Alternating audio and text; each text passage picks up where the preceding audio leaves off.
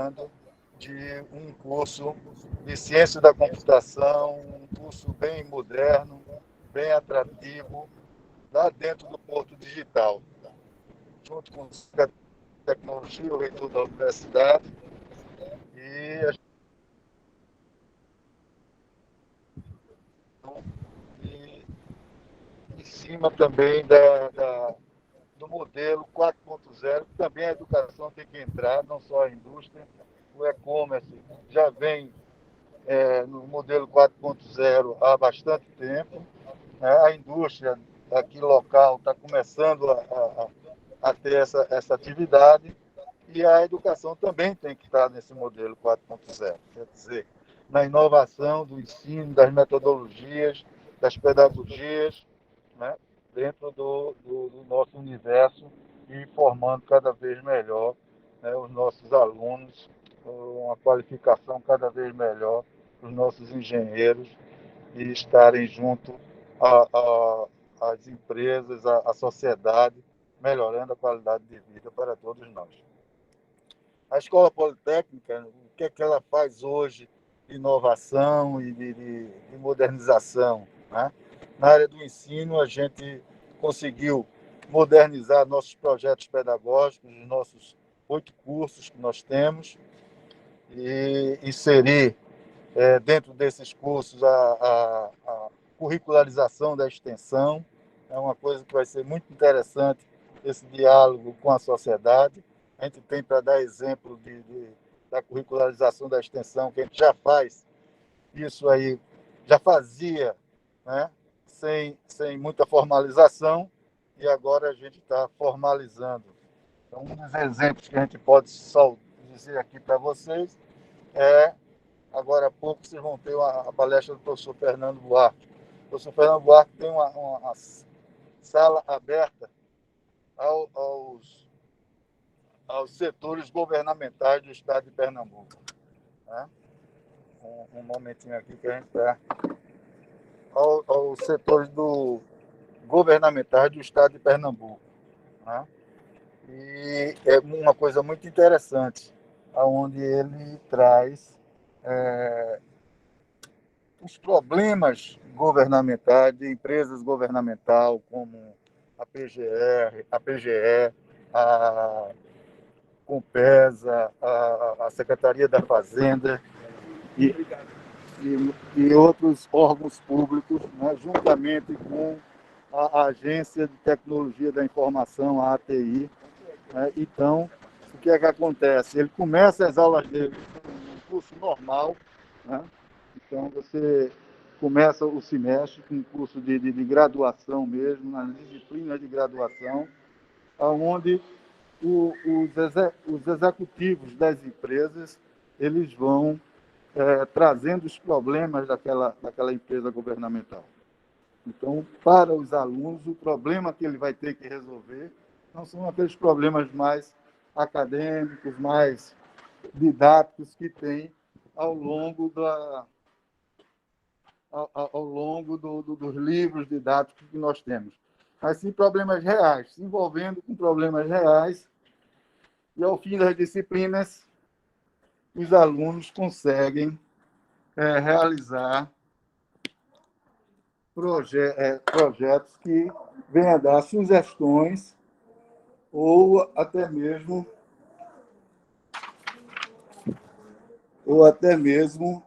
soluções para aqueles problemas das empresas.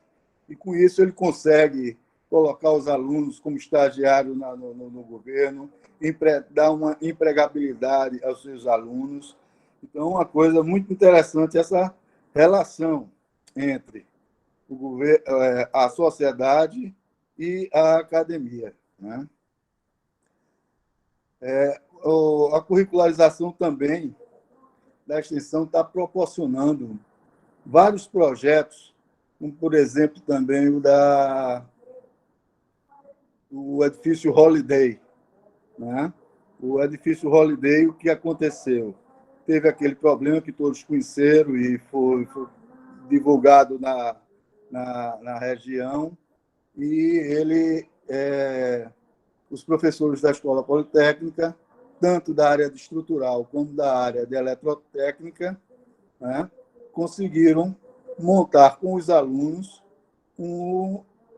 toda a recuperação estrutural do edifício Holiday e também montar todo um projeto de instalações elétricas do edifício Holiday, todas as duas patologias que existiam naquele edifício, que fez com que a justiça comum tirasse todo mundo de dentro do prédio. Então, a Escola Politécnica fez uma ação colaborativa com a sociedade, né, entregando esses projetos ao condomínio do edifício Holiday, e eles agora estão atrás de recursos para poder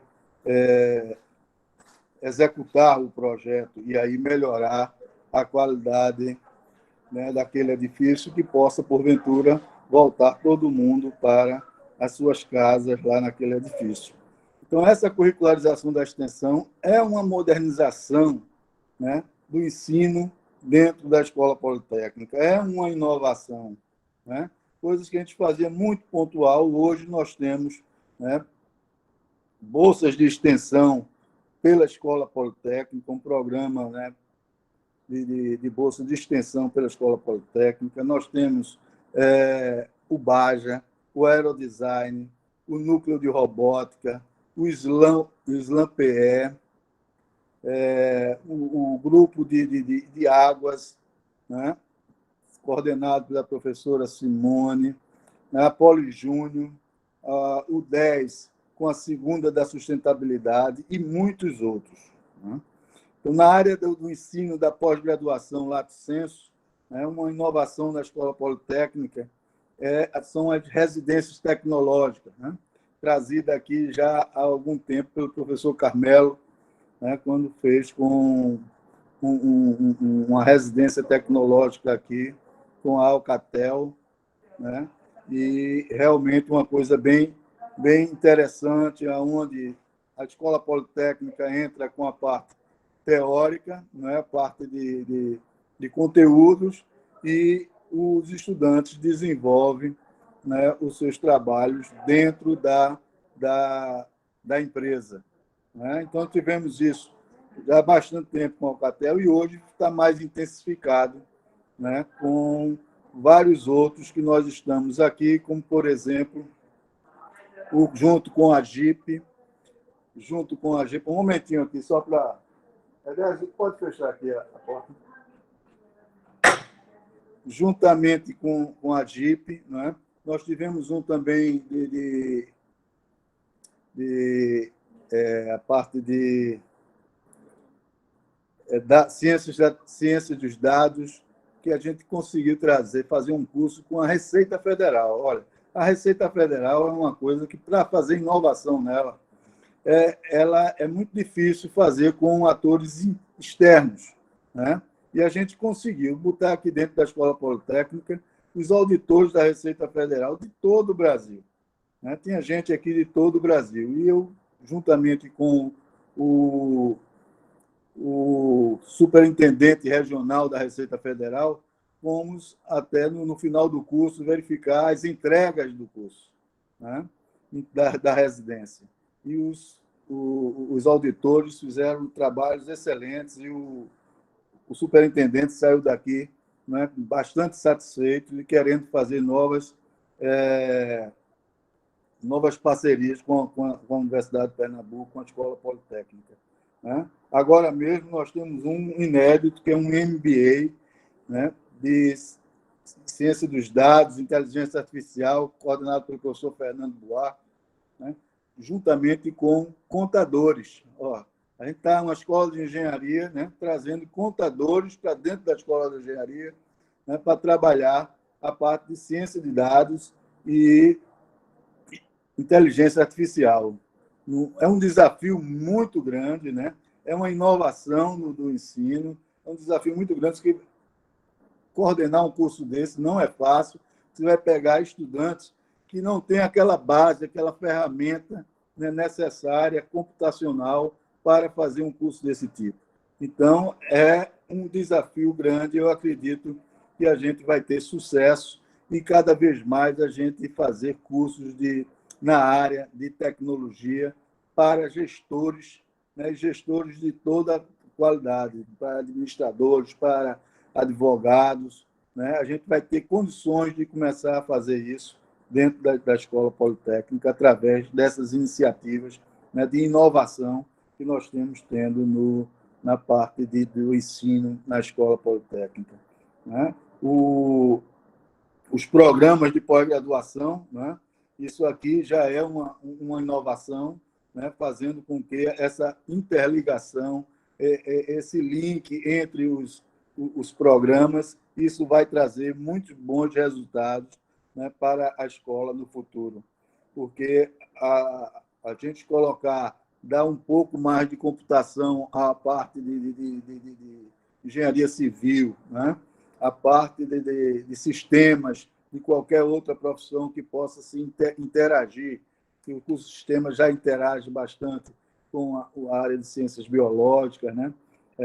O curso de computação hoje em dia está interagindo bastante com reabilitação, né? Com o curso de reabilitação lá de Petrolina, a gente tem uma interação grande. O professor Fernando Buarque lidera um grupo de pesquisa que tem uma interação grande com o pessoal de reabilitação, com o pessoal de computação, né? Então, nós temos aí, na área da pesquisa, né, um desenvolvimento grande dentro da Escola Politécnica. Estamos esperando agora o resultado, estamos esperando que tenha muito sucesso esse resultado da avaliação quadrienal da CAPES, tanto para o PPGES como para o PEC, né? Como para o Programa de Engenharia Civil e o Programa de Engenharia de Sistemas, e também o Programa de Computação, que a gente vem galgar, né, uma avaliação maior daquelas que nós já temos aqui na Escola Politécnica, e também criar, né, ter condições, tendo essa avaliação, ter condições de abrir mais 1 ou 2 doutorados aqui na Escola Politécnica. Tá? Na pesquisa, né, nós temos, né, uma revista que, desde 2016, né, que nós vemos dando um suporte grande, coordenada pelo professor Diego Rativa, uma coordenação que a gente pode dizer exemplar dessa revista, né, que é a REPA, Revista de Engenharia e Pesquisa Aplicada, uma revista que tem ISSN, né, tem um Qualis B4, né, está indexado em várias bases. Quer dizer, desde 2016 que a gente vem, né, editando 2, 3 e 4 edições da revista, né?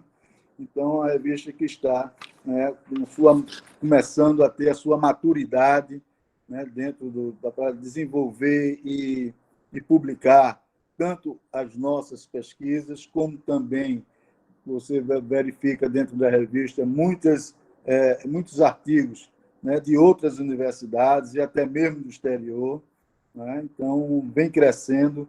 Então, são 6 anos de revista, quer dizer, ela está realmente chegando ao seu grau de maturação, né, de maturidade dentro da Universidade de Pernambuco, que eu acredito que da universidade institucional é a única revista que está em vigor. Nós temos também uma na FECAP, mas ela não é muito regular, as publicações, né? Então, a da gente está realmente com um grau de maturidade grande, e eu acredito que a gente só tem mesmo que lucrar com tudo isso aí. Então,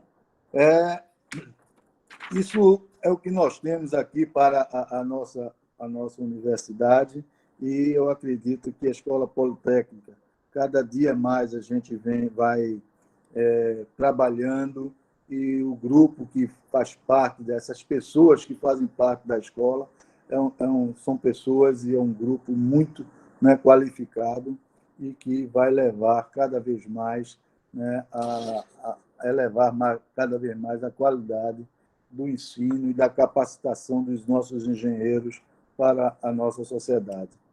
Então, tem mais que dar parabéns a todos eles, né?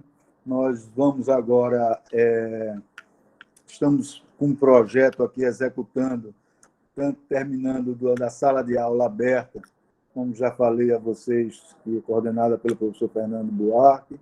Estamos terminando um projeto e vamos executá-lo ainda esse ano, um projeto que a gente está chamando de Space Maker, né?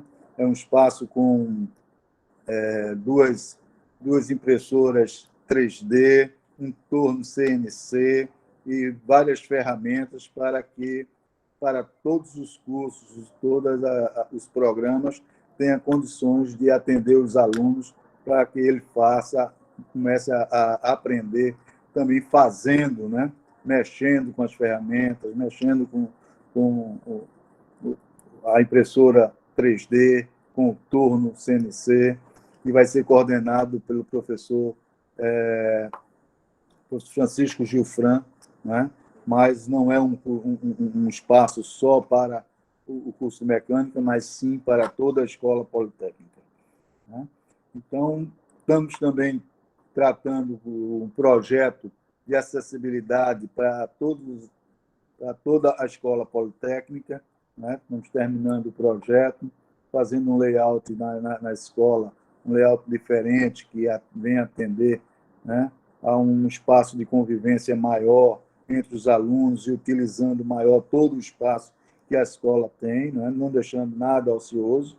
Vamos construir uma cantina totalmente acessível ao lado direito do casarão da Benfica, né? Então, nós estamos chegando aos nossos 110 anos da Escola Politécnica, que vamos completar em março de 2022, né? Totalmente pujante, totalmente com ideias novas, totalmente com pensamento novo, né? Então, temos 110 anos de tradição, mas não estamos só pensando no passado, sim no futuro brilhante para a Escola Politécnica. Então, mais uma vez, quero desejar um sucesso grande a esses encontros, né, científicos da Poli, coordenado pelo professor Ativa, e desejo que hoje seja um início brilhante para o nosso convívio, né, que venha trazer muitos frutos para a nossa pós-graduação, para a nossa graduação na Escola Politécnica.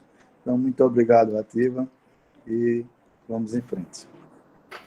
Tá bom, muitíssimo obrigado, professor Zé Roberto, e também parabéns por essa excelente gestão junto com o professor Alexandre Guzmão, que tem, de alguma maneira, direcionado de uma maneira muito eficiente a nossa Poli, mesmo em épocas de dificuldades, ou melhor, de grandes desafios, e tem conseguido, digamos, encaminhar a Escola Politécnica para dar um passo à frente.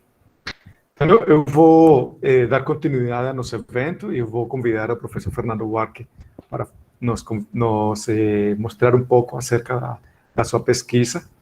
Então, professor Fernando, fique à vontade de nos apresentar um pouco do seu trabalho. Boa tarde a todos. Zé Roberto, Diego, colegas, é um prazer estar aqui com vocês. E quero já me desculpar de antemão, porque eu estou no meio de uma aula, e aí eu dei uma atividade para os alunos, mas eu vou apresentar aqui direitinho, como o Diego me pediu, que eu sou muito obediente, viu, Jaime? Porque eu sou mandão, então quando eu estou recebendo ordem, eu tenho que cumprir. Mas assim, aí eu só estou falando isso porque logo que eu acabar e as dúvidas forem sanadas, eu vou ter que voltar para... Hoje é o primeiro dia de aula, né, para os doutorandos. Mas muito bem. Diego, eu fico muito contente que você esteja organizando esse tipo de atividade, porque um dos problemas que nós temos na nossa universidade, de uma maneira geral, é que a gente não se conhece bem.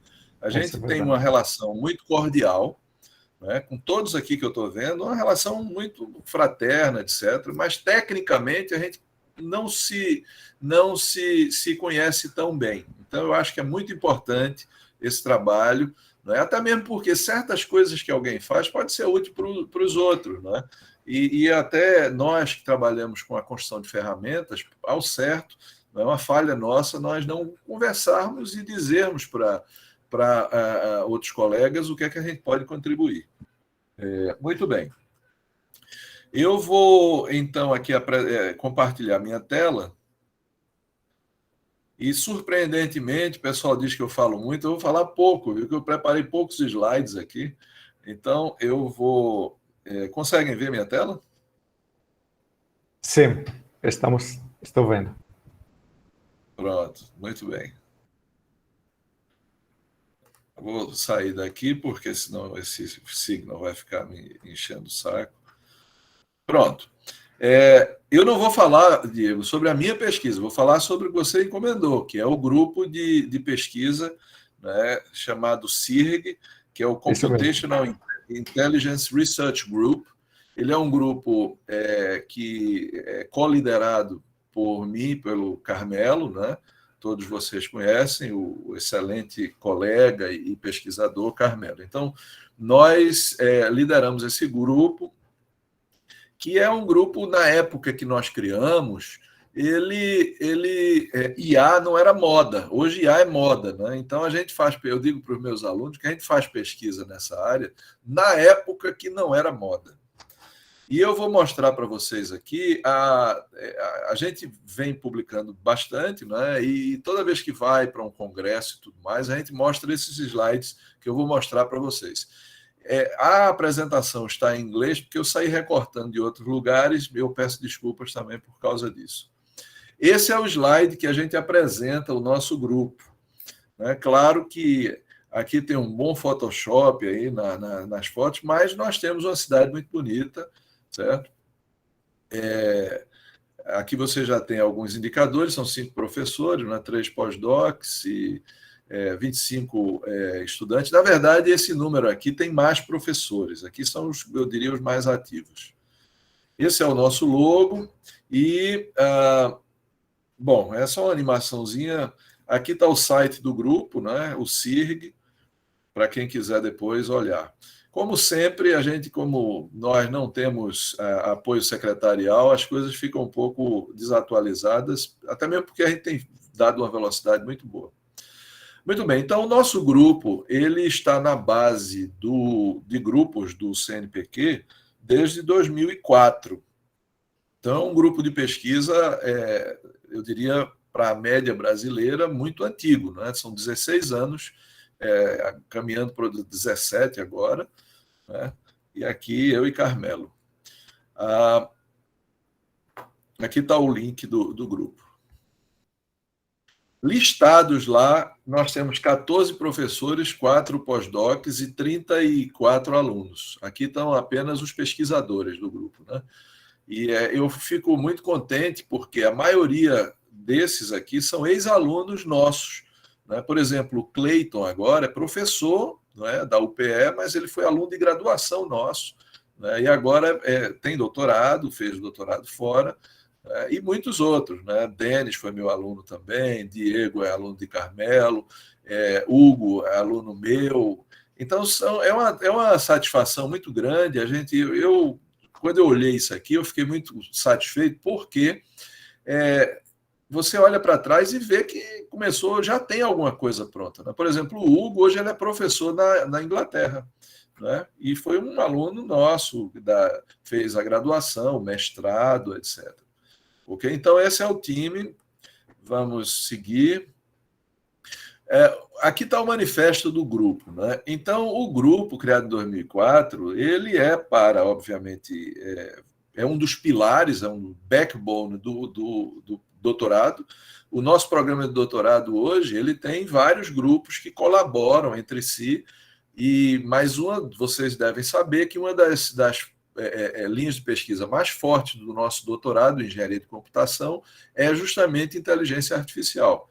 Então, juntamente com outro grupo que nós temos aqui, que deve falar em seguida, eu acho que nos próximos eventos, o CIRG representa um afluxo de muitas publicações, né? E é dedicado à pesquisa teórica e aplicada na área de metaheurísticas e métodos computacionais inteligentes, sejam inteligência computacional ou inteligência artificial. E aí eu não vou chatear vocês aqui com a diferença epistemológica, mas a ideia é que aqui nós fazemos coisas que parecem com o ser humano e outras que têm um comportamento e resolvem problemas complexos, mas não são inspirados no ser humano.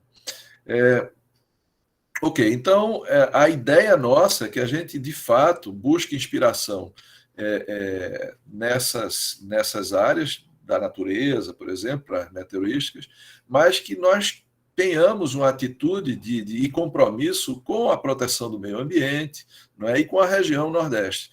O professor Zé Roberto falou uma coisa importante, não é? Muitas, né? Mas uma delas me diz respeito, que é essa atividade da sala de aula aberta. Então, na prática, só para vocês entenderem melhor, essa é a minha disciplina de IA, em que, como eu estou ensinando lá 18 anos, se brincar, no começo eu tinha que inventar problemas e projetos. Hoje não há necessidade, hoje a gente lida diretamente com os problemas do mundo real, que são complexos, né? E o projeto dos alunos ele é desenvolvido ao longo do semestre, junto com os visitantes. Não é? Então, entendam, não é o visitante chega e trata a gente, a UPE, a Poli, como uma software house, não. Ele traz os problemas, vem para a aula, junto com o aluno, durante todo o semestre, traz os dados, a experiência dele, e interage ao longo do semestre, para que, no final, o aluno saia com a nota dele, a experiência, e o visitante saia com um protótipo debaixo do braço. Por acaso, terça-feira, eu até coloquei aqui, vai ser a entrega dos projetos, 7 projetos deste semestre. 5 deles para a Secretaria de Controladoria do Estado de Pernambuco e 2 para a Associação dos Municípios de Pernambuco, certo? A MUP. No semestre passado, nós tivemos projetos para a SAD, né? Já tivemos projetos, como o professor Zé Roberto falou, para a Fazenda, para a PGE, para a DDPER, assim, é uma quantidade bastante razoável. Já nós estamos rodando esses experimentos já há mais de 5 anos. Mas, de qualquer maneira, todos eles recebem, eu diria, contribuições da nossa pesquisa em inteligência artificial teórica e aplicada, no caso. O moto do nosso grupo, a ideia aqui da apresentação é falar para vocês sobre o que é o grupo, né? O nosso grupo é se inspirar na natureza, certo? Por quê? Porque a natureza ela está aí há quase 5 bilhões de anos aqui na Terra, né? Evoluindo e criando mecanismos bastante otimizados. E o que nós fazemos, então, assim como eu vejo, né, eu, Carmelo e o nosso time, é olhar para a natureza, se inspirar e construir algoritmos que pareçam com os processos naturais que resolvem problemas também. Por exemplo, sistemas imunológicos artificiais. O nosso sistema imunológico, por exemplo, ele tem 10 a 6 tipos de anticorpos diferentes, mas consegue resolver 10 a 18 tipos de doenças diferentes. Então, claro que ele tem uma flexibilidade muito grande, não é? E aí o que nós fazemos é olhar para isso e criar algoritmos que possuem esse tipo de mecanismo, as redes neurais artificiais, os algoritmos genéticos, não é? Inspirados na evolução natural. Então, são muitas as ferramentas que as famílias de ferramentas e os algoritmos que nós criamos. Nós temos alguns algoritmos, eu até vou listar aqui como exemplo, um deles que é um algoritmo hoje classe mundial, entendeu? Ele não deixa a dever nada a ninguém na área de automação. Eu sei aqui que tem muita gente na área da indústria, da engenharia civil. Então, por exemplo, nós podemos usar esses algoritmos, eu vi a Estela aqui, para substituir com algum ganho, Estela, o que vocês fazem em elementos finitos, por exemplo, entendeu? Não precisa ser finitos os elementos, você pode ter todos que você quiser, entendeu? Porque são algoritmos muito otimizados, Mas eu vou deixar para falar isso mais na frente. Então, de certa maneira, o moto aqui é se inspirar na natureza, não é? Para produzir soluções que sejam aplicáveis e que sejam baratas, eficientes, que sejam fáceis de manutenir, etc. E o foco do grupo, do nosso grupo de pesquisa, né, é justamente esse desenvolvimento de tecnologias, mas focando nas famílias de neurocomputação ou computação neural, né, algoritmos coletivos de enxames e algoritmos também que se inspiram nas interações sociais e na evolução natural. Então, basicamente, esses são os grandes eixos de desenvolvimento do CIRG. Então, muitos dos nossos algoritmos novos são dessas famílias e muitas das aplicações que nós fazemos derivam dos algoritmos que nós criamos. Então, isso é que eu acho que é bem legal. A gente usa muita coisa pronta, tá? Mas também nós desenvolvemos muita teoria e muitas ferramentas internamente. E isso para os alunos que estão aqui, né, que sirva também de incentivo, porque a gente às vezes tem a impressão de que nós só somos usuários, né? Nós não só somos usuários, nós somos produtores de ciência, de tecnologia, né? Eu quero permitir falar aqui de um dado que o nosso coordenador, Bruno Fernandes, prospectou recentemente, nos deixou muito orgulhosos. Vocês sabem que em computação, se não sabem, fiquem sabendo, nós temos 72 programas de doutorado e mestrado de computação no Brasil. E o nosso é um dos mais jovens, ele está no 3º ano agora. Porém, o nosso programa, a produtividade dele, já está dos membros permanentes publicados em periódicos qualificados. É o 2º mais produtivo do Brasil.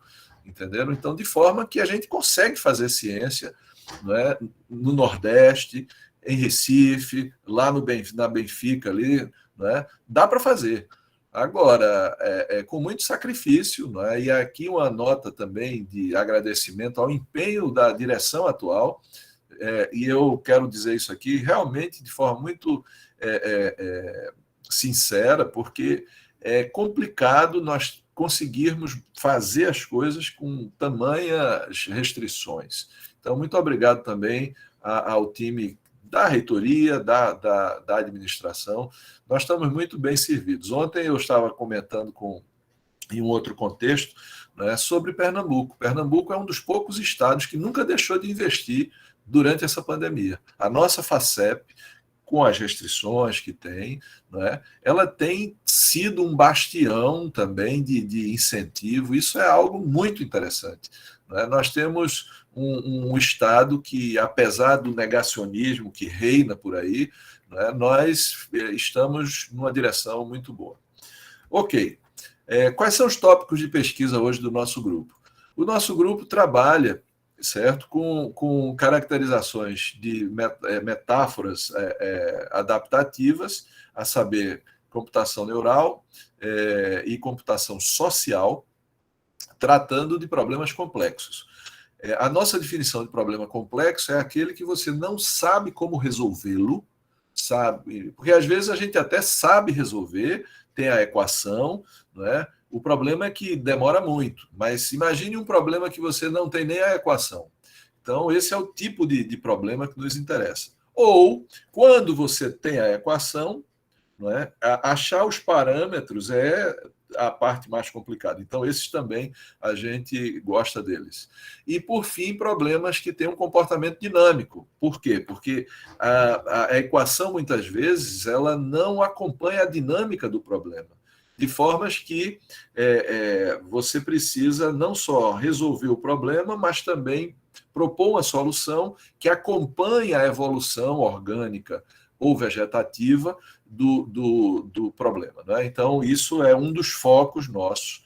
O segundo é o desenvolvimento de inteligência artificial que seja calcada em meteorísticas e sistemas híbridos. O que são sistemas híbridos? Sistemas onde nós usamos parte, né, data-driven, por exemplo, o conhecimento é extraído dos dados, e parte model-driven, quando o conhecimento vem, né, da expertise dos decisores, ou então de equações, que a gente já sabe. Então, esses são sistemas híbridos, muito legais, por acaso. Então, quem estiver aqui assistindo, tem um problema que não sabe resolver completamente, mas tem dados, a gente pode ajudar. E, por fim, aplicações que nós temos feito em várias áreas, né? São muitos professores, consequentemente, muitas áreas, no campo, na indústria, né? Na área de compliance. Zé Roberto falou sobre esse nosso interesse para contribuir com a administração pública, temos feito isso, né? E agora, na área de IoT, eu não coloquei muito para não carregar o slide, mas nós temos sistemas que se preocupam com as implicações de explicabilidade, porque IA não só resolve o problema, mas agora o usuário sempre fica mais rigoroso, né, demanda mais. Então agora a gente tem que resolver o problema e explicar por que o problema como ele foi resolvido. E uma nova área que eu iniciei recentemente é a área de impactos éticos da IA. Né? Todos já devem ter visto que a IA ela pode se enviesar, então um programa inteligente pode ficar racista, muito rapidamente, por sinal. Então, nós estamos vendo mecanismos de mitigação automática para evitar esses enviesamentos. Isso é uma das coisas que está nos assim, animando bastante, porque é algo novo, né? E a grande vantagem do tipo de pesquisa que a gente faz é que a gente não precisa necessariamente ter uma máquina gigantesca nem nada, a gente pode fazer coisas ao par de pesquisas muito recentes, sem necessariamente grandes investimentos. Então, é uma boa relação de custo-benefício. E aí um detalhe apenas é que a inteligência artificial é hoje a mola mestra da quarta revolução da humanidade. Né? Então, quando o computador, nos anos 80, ele popularizou a computação e entrou em todas as casas e os birôs e as empresas, hoje a IA vai ser transversal. Então, a diferença é que a gente não vai ter um novo computador, mas a gente vai ter um novo algoritmo. E as pesquisas precisam sair em auxílio de aspectos como esse, né? Explicar melhor, né, o resultado, como foi que se chegou lá, né, indicar direções e predições e tendências. Isso tudo a gente relativamente pode fazer bem feito. E agora, mais recentemente, a parte de ética, né, que eu diria, particularmente, é a pesquisa que talvez nos salve, nós os humanos, porque quando os computadores inteligentes se interligarem e começarem a ter vontade própria, isto não é ficção científica, certo? Talvez eles cheguem à conclusão que nós, os humanos, somos a pandemia do mundo, o que, de certa maneira, não é tão em verdade assim. Quais são as oportunidades estratégicas? Do ponto de vista da universidade, da ligação da universidade com a indústria, nós ocupamos aí, eu diria, essa ponte, porque a indústria, apesar de ser muito rápida, Pernambuco ser um hub e tudo mais, mas a universidade pode transferir muito, muito rapidamente tecnologias para a indústria e, principalmente, coisas novas, que é o papel nosso. Né? Então, nós estamos aí estrategicamente posicionados. Ele também, nós somos um hub, o nosso grupo de pesquisa, né? Um hub de pesquisa, desenvolvimento e inovação, né? Para o Zé Roberto, e muito se falou aqui, na área de formação também, né? Na área de prototipação e em articulação com os instrumentos, os equipamentos que existem no Estado. O Porto Digital, não é? Mas também o Parquetel, que é um parque excepcional, pouca gente conhece, e que está administrado pela UPE. Então é muito importante, pela Poli, na verdade. O terceiro aspecto estratégico são os programas educacionais. Né? O professor Alexandre Maciel, por exemplo, tem 7 turmas né, de especialização na área de Data Science.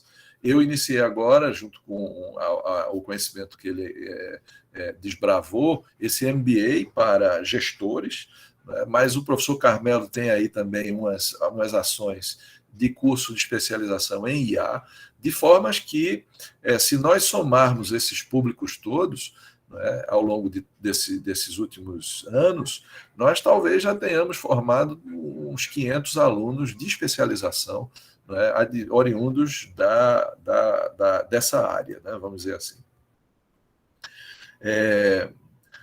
E ser um backbone, claro, como eu falei antes, para o nosso doutorado. Então, são 4 vieses assim, estratégicos que nós estamos ocupando.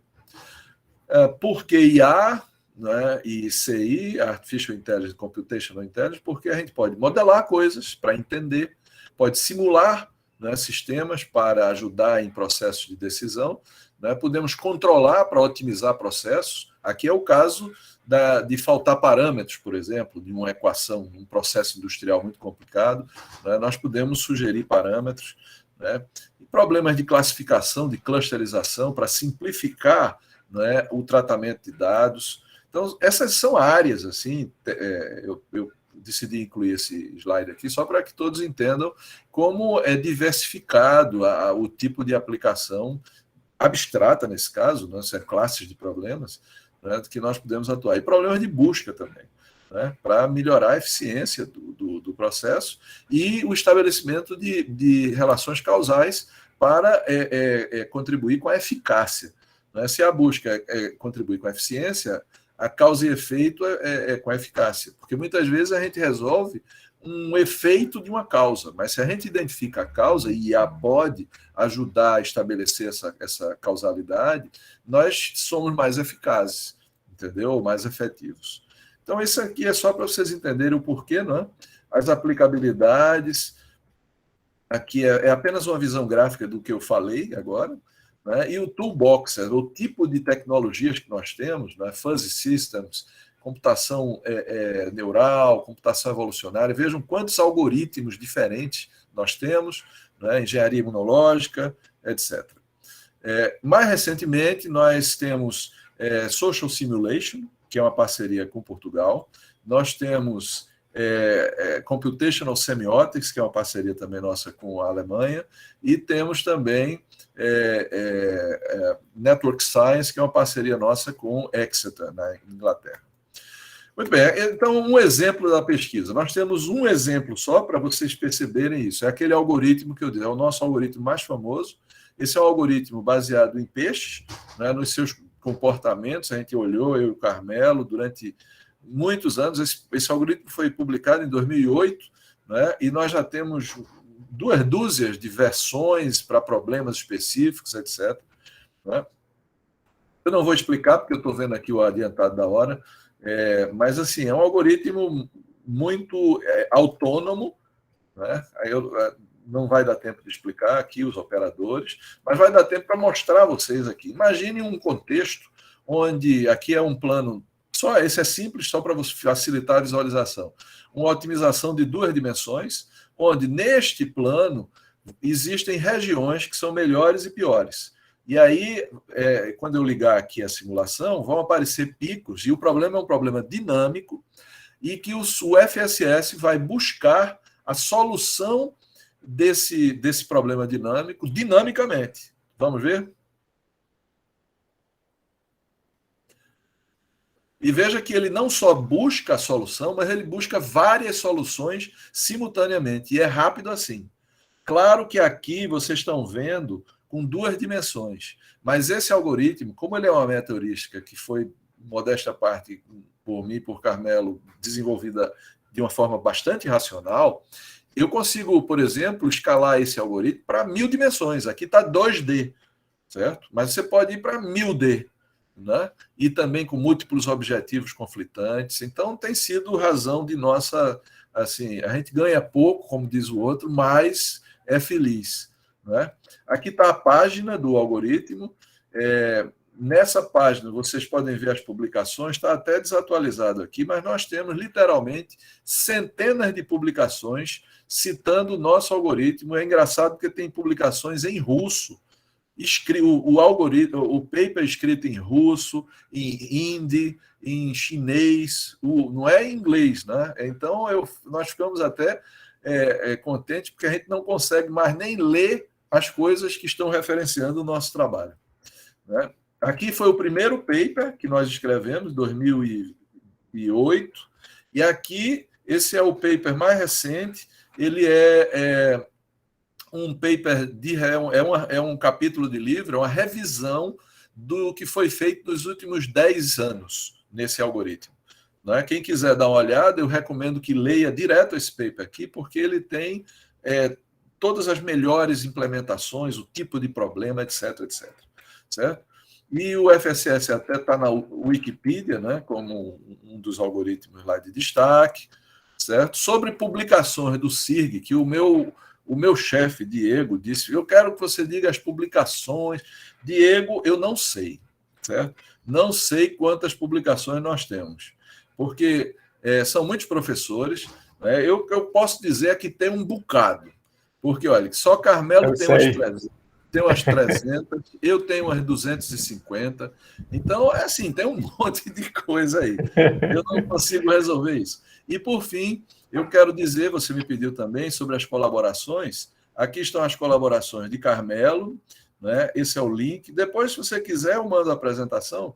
E aí eu fiz questão de mostrar isso, porque se vocês têm interesse de entrar numa dessas universidades, a relação de Carmelo e a minha, aqui são as minhas colaborações, certo? Elas são ativas com muitas dessas universidades e de alta qualidade. Não é? Então, por exemplo, um exemplo qualquer, quero me ligar com a Universidade de Joanesburgo. Não é? Então, a gente tem canais privilegiados, a gente pode e fica contente de poder ajudar nessas pontes, entenderam? É isso aí, pessoal. Desculpe, eu passei um pouquinho da hora, mas é que eu não quero deixar vocês assim frustrados de não dizer que eu falo pouco, né? Até que foi pouco, Fernando, que passou. Tem alguém que tenha algum questionamento, alguma pergunta, que tenha alguma curiosidade? Fernando, eu fico aqui pensando um pouco no Jaime. Sim, eu achei muito interessante essa questão que você falou de algoritmos sociais, né? Tá? Sim. A gente tem uma linha de pesquisa com drenagem urbana, né, que é altamente multidisciplinar. Tem o processo físico, da hidráulica, da hidrologia, da topografia, mas as pessoas estão na cidade, as pessoas interferem continuamente na drenagem, né?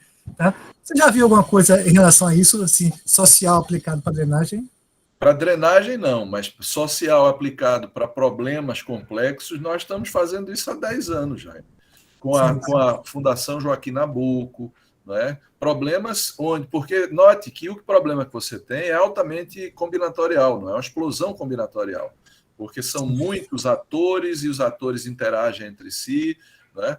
E nós temos resultados assim bem interessantes. O mais recente, por exemplo, eu tenho uma aluna de doutorado lá em Portugal, que ela trabalha para o Serviço de Saúde português, entendeu? E aí ela quer saber, o gestor público de saúde quer saber, né, como ele pode gerir as campanhas e as ações contra diabetes lá em Portugal. Né? O resultado concreto de algo assim, você faça a tradução para a sua área, é o seguinte: a gente tem como dizer o que é mais efetivo fazer, não é? E que público atingir para que o resultado seja melhor, não é? Para que, por exemplo, as pessoas vão fazer as suas avaliações anuais. Que políticas dão certo, quais as que não dão tão certo, porque também isso é algo contextual, né? Por exemplo, Portugal, que é um país pequeno, tamanho de Pernambuco, né? O norte de Portugal não se parece com o sul, entendeu? Então, o que dá certo no norte não dá certo no sul.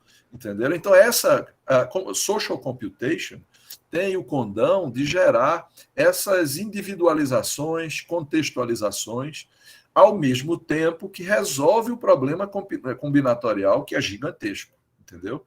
Então, por exemplo, isso a gente pode colaborar, cara. É só você ver. O que eu não posso fazer é colocar alunos meus trabalhando neste tema, mas se você tiver um aluno de pesquisa seu que queira trabalhar junto conosco, qual é o caminho das pedras? Eu falo para você, Jaime, com eco para quem mais tem interesse.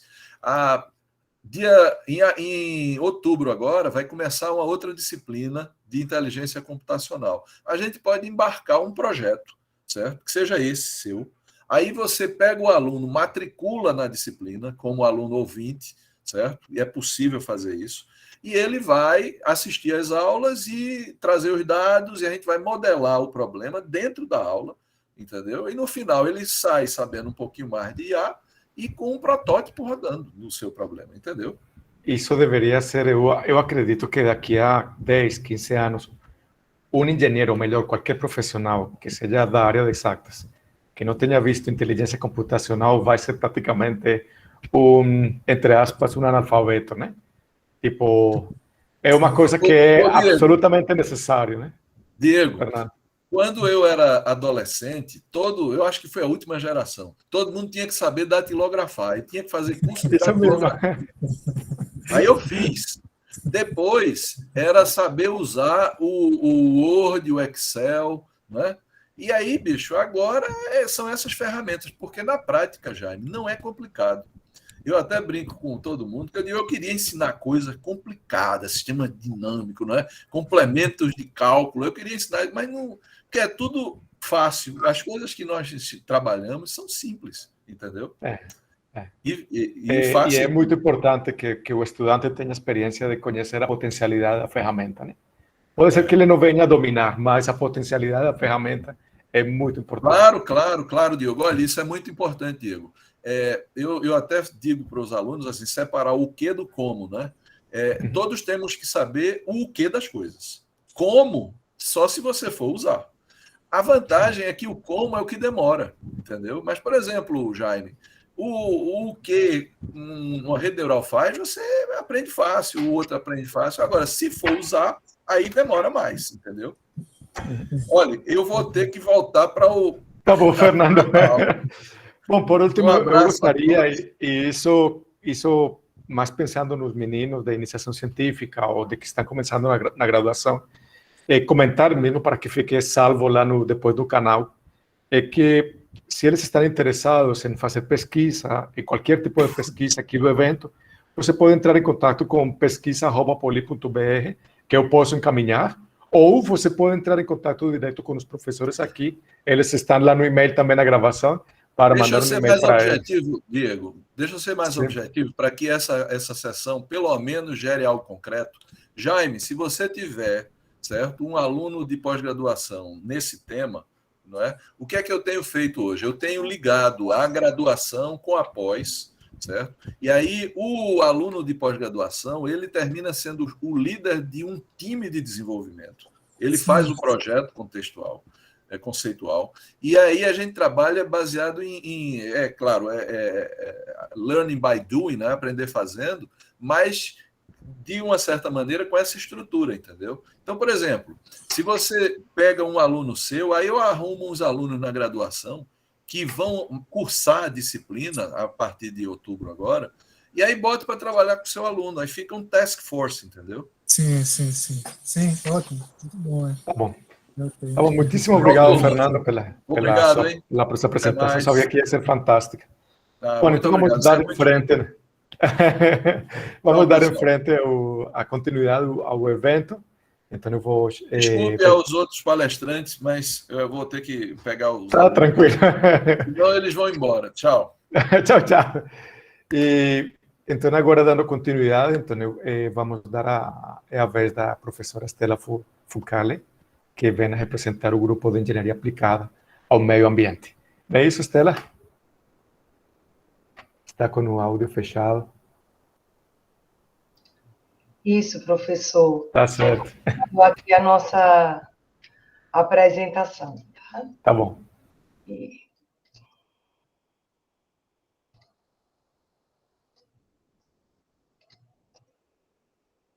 Então, boa tarde a todos.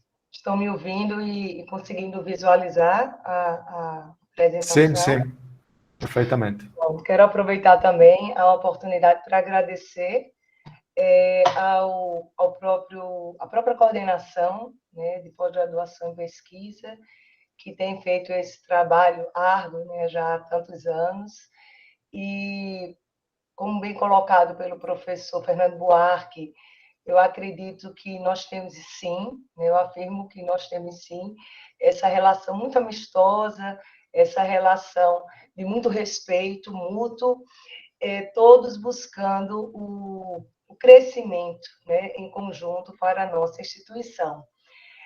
Estamos sempre participando, né, de muitas reuniões, muitas comissões, sempre com o propósito da gente conseguir, né, implantar o que é necessário para a nossa pós-graduação, mas, de fato, eu acredito que existem as lacunas inerentes ao próprio processo, por se tratar de cursos relativamente novos comparados a outros cursos aí no Brasil, e, dessa maneira, eu considero que nós temos muito a trabalhar em conjunto.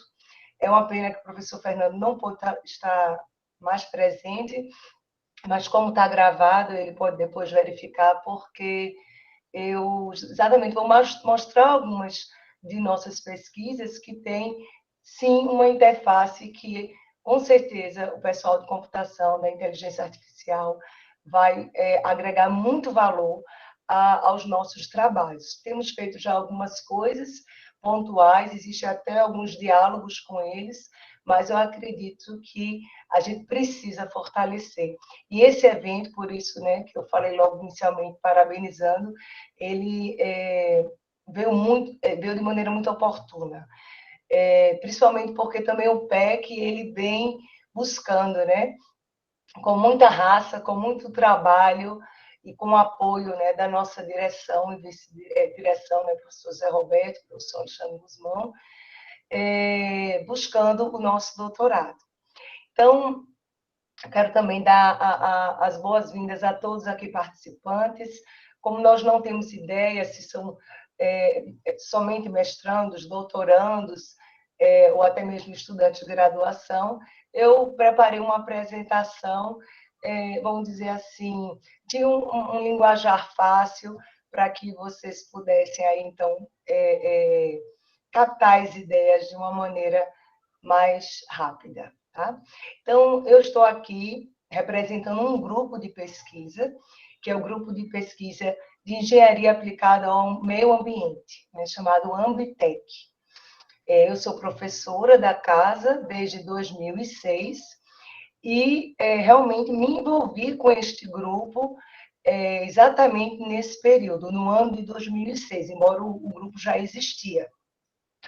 Então, esse é um dos grupos que trabalham em prol do programa da Universidade de Pernambuco, mas principalmente com o viés no Programa de Pós-Graduação em Engenharia Civil, o PEC. Tá? Então, eu dividi a apresentação em alguns tópicos. Tá? Então, vou fazer um breve histórico do Ambitec, seguido do objetivo desse grupo de pesquisa, as principais linhas de pesquisa, quais são os membros, os nossos parceiros, a infraestrutura que temos de suporte, os temas de pesquisa desenvolvidas e em andamento, os trabalhos em desenvolvimento envolvendo a indústria 4.0 e proposta de alguns novos projetos envolvendo a indústria 4.0.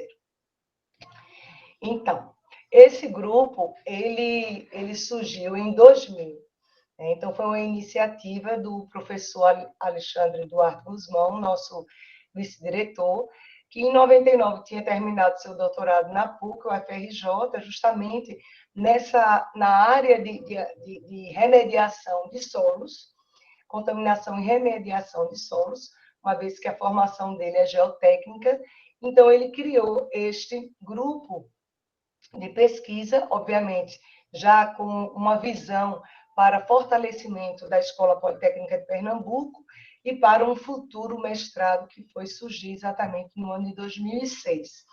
Então, esse grupo de pesquisa ele iniciou com um viés mais para a parte de geotecnia, mas depois, em função das articulações do professor Alexandre Guzmão e de outros colegas, como o nosso saudoso Beda Barcoquebas, professor Arnaldo Cardim, que também já fez parte da UPE, eles, portanto, fizeram, vamos dizer assim, tiveram uma aproximação bastante assim, contínua, juntamente ao Sinduscom, e isso fez, portanto, despertar a questão sobre segurança do trabalho, por um lado, por outro, a questão de resíduos, né? A questão dos resíduos da construção civil.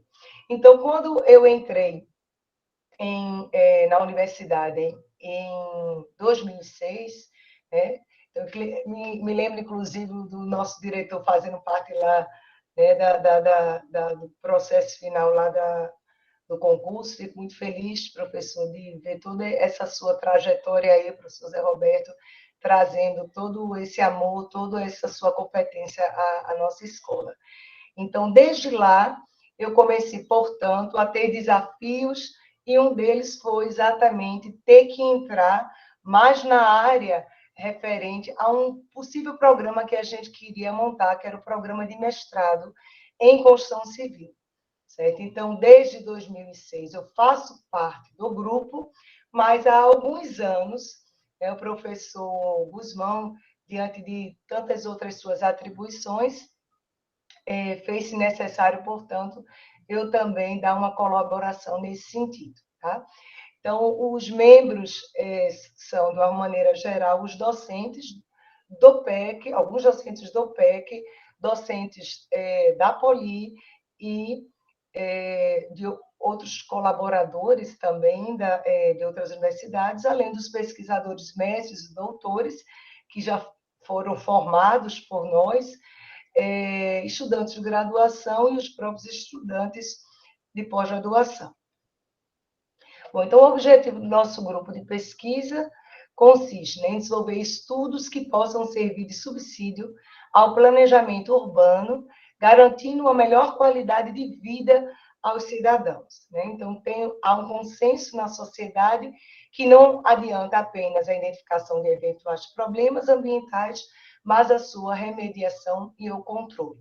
Então, como eu disse, esse grupo de pesquisa ele teve uma visão inicial, com um enfoque bastante voltado para a área da engenharia geotécnica pura, e depois ele, portanto, foi trazendo, vamos dizer assim, nuances, justamente convergindo com as necessidades da área de construção civil, porque existem várias obras que estão contextualizadas, envolvendo a expertise geotécnica com a expertise da construção civil puramente dita. Então, as nossas linhas de pesquisa, portanto, principais, né, consistem em gestão de resíduos de construção civil, ou seja, todos os resíduos das atividades de construção, de reforma e de demolição, seja no âmbito do canteiro de obras, seja no âmbito municipal. Nós, então, desenvolvemos trabalho voltado para a gestão, desempenho e inovação tecnológica na construção. Também temos esse papel de buscar apresentar o potencial de reaproveitamento dos resíduos que são gerados na atividade da construção civil, especialmente, né, aqueles que se classificam como agregados reciclados, resto de tijolo, argamassa, concreto, etc., e até mesmo, por que não dizer, o gesso, que tem uma possibilidade, portanto, de serem empregados na produção de novos materiais aí reciclados. Então, trabalhamos nesse aspecto e também focado na inovação e também vamos dizer assim, na avaliação do desempenho de obras de fundação. Aqui também temos a questão dos impactos ambientais do uso e ocupação do solo. Então, aqui envolve todos os impactos que estão relacionados, por exemplo, à questão da ocupação desordenada em áreas de morros, né, na nossa região metropolitana. Os morros do Recife são conhecidos por enfrentar grandes problemas de ocupação desordenada, de construções que não estão baseadas dentro das premissas da engenharia, além da ausência de todos os dispositivos necessários, como estruturas de contenção, como sistemas de drenagem superficial, profunda, etc. E não é à toa que, anualmente, nesses períodos de chuva, estamos sempre tendo as notícias referentes a movimentações de massa que trazem, obviamente, acidentes graves, envolvendo, inclusive, as mortes, né? Então, esse é um enfoque também do nosso grupo, especificamente na questão das áreas de erosão, na identificação desses pontos de riscos e nas soluções e medidas preventivas. E a questão de contaminação de solos e águas subterrâneas, também, como eu já havia ressaltado, que foi uma linha inicial desse grupo, mas que, com o surgimento do mestrado em Engenharia Civil, PEC, em 2006, os trabalhos ficaram bastante focados na área de construção civil. Mas, obviamente, que existe esse olhar para a questão dos impactos que estão associados ao solo e água subterrânea, devido, por exemplo, a uma má gestão de resíduos da construção civil.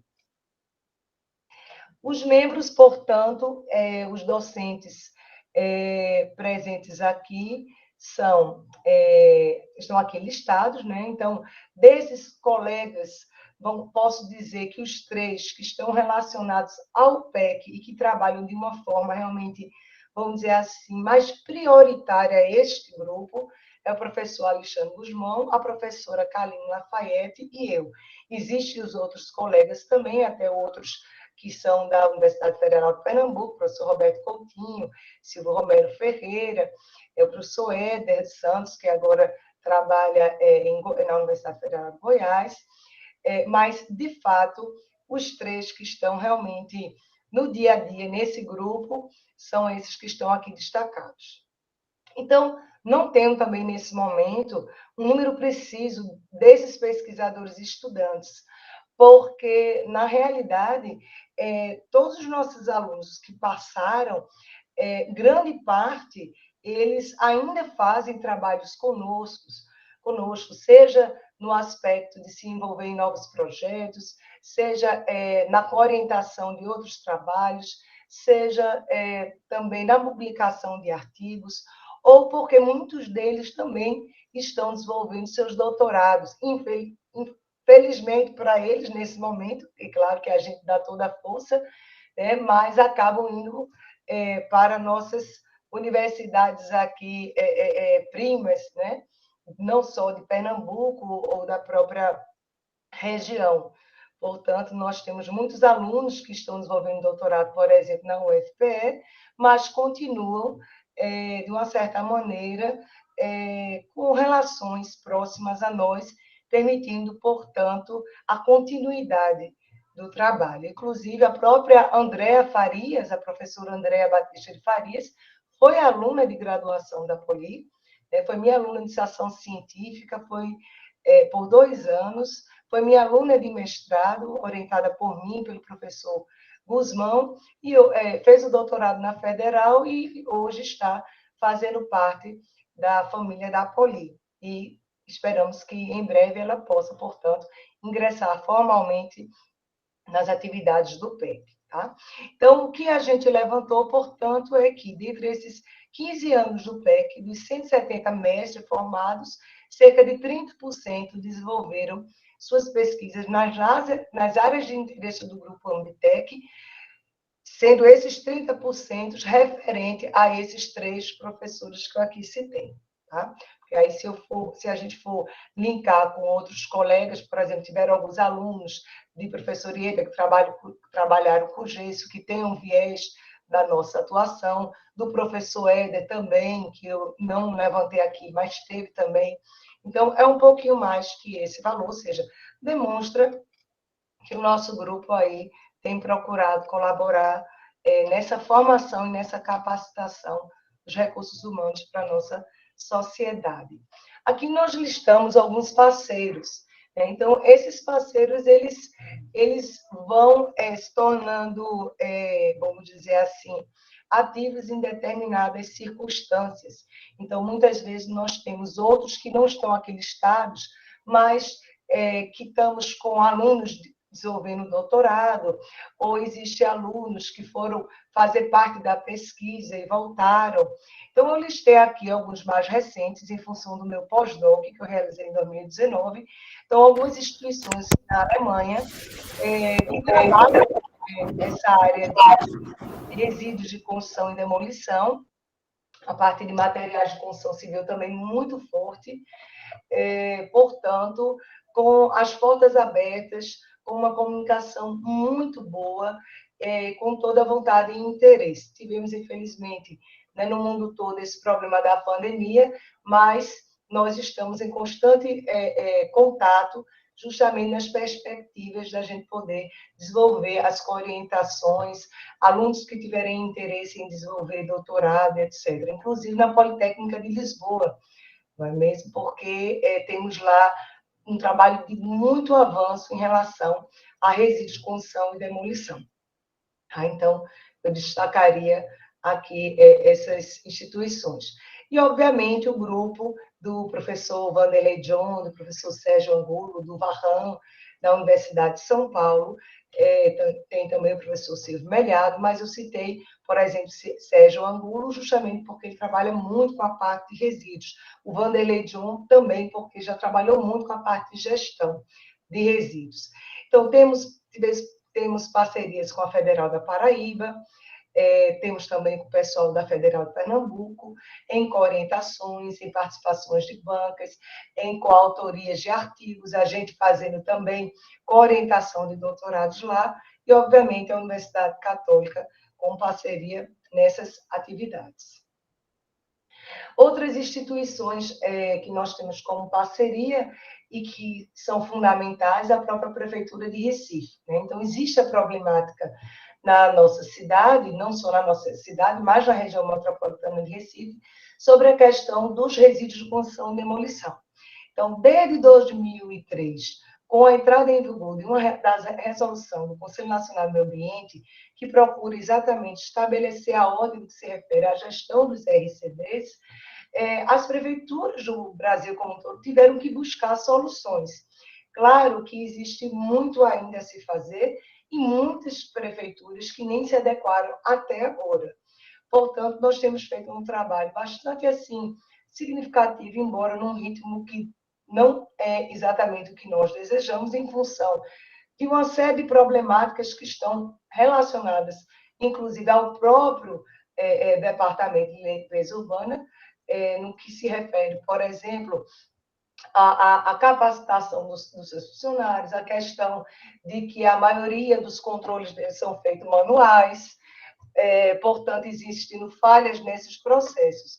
Então, a gente vê uma grande oportunidade exatamente de incorporar essa inteligência artificial para poder ser um facilitador e ser um grande motivador para esses gestores, uma vez que esse tipo de, vamos dizer assim, esses trabalhos relacionados à RCD não envolve só a questão da prefeitura, mas sim todos os outros atores que estão envolvidos, né? As empresas construtoras, as construções informais, a questão dos trabalhadores, das empresas transportadoras, né, de coleta de resíduos. Então, a gente precisa ter um sistema integrado que possa exatamente permitir uma comunicação desses pares para que os gestores possam ter o monitoramento de todo esse sistema. Claro que a Secretaria do Meio Ambiente e Sustentabilidade do Recife também dá todo um suporte e a gente também coloca como complementação a nossa atuação nas áreas de encostas em risco, né? Justamente buscando identificar os riscos, quais são os impactos que estão associados, trabalhando em discussões de soluções mais sustentáveis para obras de contenção, medidas preventivas, etc. Isso tudo se engloba também no âmbito de outras prefeituras do município, que a gente começou em Recife, essa questão da gestão de RCD, e, portanto, esse modelo começa, portanto, a ser introduzido em outros municípios pelas suas proximidades, semelhanças, por fazerem parte da RMR, mas, claro, dentro do cenário das suas especificidades. Então, aqui, alguns dos outros municípios que temos desenvolvido trabalhos tanto no aspecto de gestão municipal, como também no canteiro de obras. Então, o Sindicato da Indústria da Construção Civil traz esse suporte para sensibilização, né, e integração das empresas construtoras e dos atores envolvidos no setor produtivo, para que nós possamos ter um diálogo, para que nós possamos colaborar em termos de palestras, reuniões, cursos, elaborações de manuais, implementação de sistemas medidores, de indicadores dentro dos canteiros de obras. Então, é um trabalho formiguinha que tem sido feito exatamente desde 2013, acredito, o professor Guzmão pode me corrigir, juntamente com outros colegas que faziam parte, e nós estamos percebendo grandes avanços, mas, sem dúvida alguma, a incorporação, né, da tecnologia de informação, da tecnologia da comunicação, vai dar uma maior velocidade nessas ações que a gente vem desenvolvendo. E o setor privado, ele quer isso, ele quer velocidade, e ele quer, obviamente, ver tudo isso numa redução dos seus custos. Então, certamente, será muito importante essas parcerias. Sindicato da Indústria do Gesso, também, então, temos a professora Ieda Porras, juntamente com o professor Guzmão, que iniciaram aí essa aproximação com o sindicato, justamente para poder dar uma visibilidade diferenciada para o resíduo do gesso. E se a gente levar em consideração que o gesso é uma matéria-prima, né, que é empregada em grande parte das nossas obras na fase de acabamento. Então, o modelo construtivo no Brasil, ele ainda é muito artesanal. Se a gente vem para o Nordeste, isso também tem um significado ainda maior. E até mesmo pela proximidade, né, das jazidas e etc. Então, o gesso ele traz um impacto nesse aspecto de ser um dos maiores, do constituinte de maior percentual, vamos dizer, em relação a indicadores de perdas que estão associados dentro dos seus serviços, tá? Em relação a perdas. E, obviamente, que essa aproximação é fundamental, até mesmo para organizar esse setor que, comparativamente ao Sinduscom, né, a gente tem, vamos dizer assim, um trabalho mais avançado. Bom, outras instituições de parceria. Nós temos as indústrias de artefato de concreto e de pré-moldados, porque nós desenvolvemos trabalhos, por exemplo, como reaproveitamento de resíduos da construção e demolição, como agregados reciclados para a produção de blocos de pavimento, de blocos de concreto, né? Então, tivemos trabalhos que foi desenvolvido em fábricas. Tivemos também pré-moldados de concreto. Então, foram pesquisas experimentais, casos pilotos, mas que trouxeram resultados bastante promissores, não só pela oportunidade de desenvolver um trabalho em escala de fábrica, mas também pelos próprios resultados obtidos com a inserção dos resíduos, né? Então, existe ainda vamos dizer assim, uma resistência forte e na grande maioria das vezes, uma falta de informação e de conhecimento do grande potencial desses materiais, como materiais alternativos para substituir as matérias-primas naturais, areia, brita, cimento, etc. Então, nós buscamos essa aproximação juntamente aos órgãos, à empresa de limpeza urbana, para ter uma visão, né, macro, para fazer o sistema funcionar, junto aos canteiros de obras, que justamente são os geradores e aqueles que poderão implementar, inclusive, ações dentro do canteiro que venham impactar menos na saída e reaproveitem esses resíduos, assim como também, juntamente, aqueles que podem absorver esses materiais reciclados como insumos para a sua produção, justamente provocando o quê?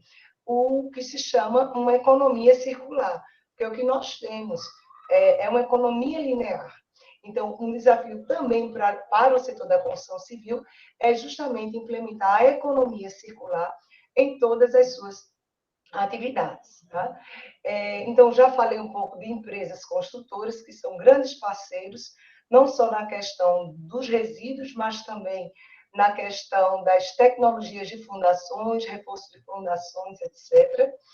Também temos esses parceiros, as sociedades científicas, os conselhos.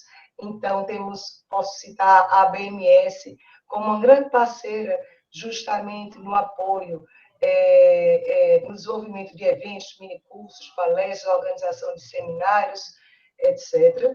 E nesses espaços, obviamente, que nós conseguimos um canal de comunicação muito bom com a comunidade técnico-científica e também envolvimento dos nossos colegas do grupo de pesquisa em elaboração de normativas, de discussões da ABNT. Bom, a infraestrutura que nós temos exatamente são os laboratórios da Escola Politécnica de Pernambuco. Então, Laboratório Avançado de Construção Civil, de Materiais de Construção Civil, Mecânica dos Solos, também de Segurança e Higiene do Trabalho, o Politec, e também temos aí um grande potencial para que nós possamos crescer juntamente com o Laboratório de Inovação e Desenvolvimento Tecnológico da Construção Civil, no Instituto de Inovação Tecnológica. E não posso deixar de ressaltar a importante parceria de laboratórios públicos e privados, ou seja, esses nossos parceiros de universidade, nós temos aí um canal muito bom de colaboração a custo zero, e inclusive os próprios laboratórios privados, e aí nós temos a Tecomat, não estou aqui fazendo nenhuma propaganda, temos um professor que faz parte desse laboratório, que é o professor Ângelo Justo, que sempre está colaborando conosco, participando também em muitas sugestões importantes para o nosso grupo de pesquisa e trazendo aí contribuições para eventuais ensaios que a gente não tem condições por ainda ter falta, por exemplo, de equipamento, ou porque quando tem um equipamento existem outras pesquisas também em andamento. Então, gostaria aí de reforçar todo esse apoio. Bom, os temas de pesquisas em desenvolvimento e andamento. Temos fundações, como eu falei, esse tema ele fica praticamente nas mãos do professor Alexandre Guzmão, né? Então, ele trabalha bastante com essa questão de interação solo-estrutura, avaliação do desempenho, previsão de recalques, então utiliza-se a questão de modelagem, previsão de recalques em construções de aterros sobre solos moles, análise também de vibrações geradas por técnicas de execução de fundações profundas, e aí eu vou daqui a pouco citar um exemplo aí de relação com a indústria 4.0. Então, o professor Guzmão tem feito trabalho focado nessa temática, obviamente se envolvendo em outros, mas essa particularmente, vamos dizer assim, ela fica sob a sua responsabilidade. Área de encostas. Na área de encostas temos também a professora Kaline, bastante ativa, na questão de caracterização física, química e mineralógica de compostos contendo sólidos e materiais alternativos. Então, eu participo também trabalhando nessa parte de caracterização, de análise das propriedades e de aplicação para melhoramento de solos. Então, nós temos vários estudos mostrando a potencialidade de vários materiais, como RCD, fibras de polipropilênio, fibras de coco, sisal, de PET, borracha, etc., para melhoramento de solos. Então, nós temos problemas de solos, por exemplo, que sejam solos colapsíveis. Nós temos, no estado de Pernambuco, temos problemas de solos expansivos também no estado de Pernambuco. Nós temos também a questão de argilas moles.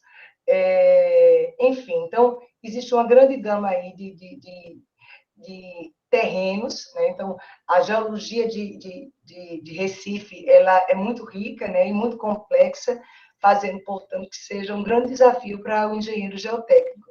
Então, temos que buscar alternativas para dar duas soluções. Solução da destinação adequada desses resíduos e uma solução exatamente de projetar uma obra o mais sustentável possível.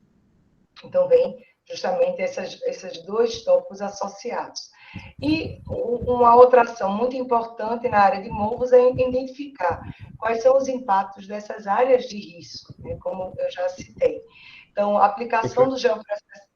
Pois não, professor, já... Professora Estela, já são as 3 da tarde, falta muita coisa. Não, já estou terminando, professor. Desculpa. Falta mais, eu acho que 2 slides, eu vou ser bem Tá mais certo. rápido. Então, nós temos aqui a avaliação de impactos ambientais, né? Então, trabalho com soluções, educação ambiental, então vem aí o GIS, a técnica de GIS, geoprocessamento, etc.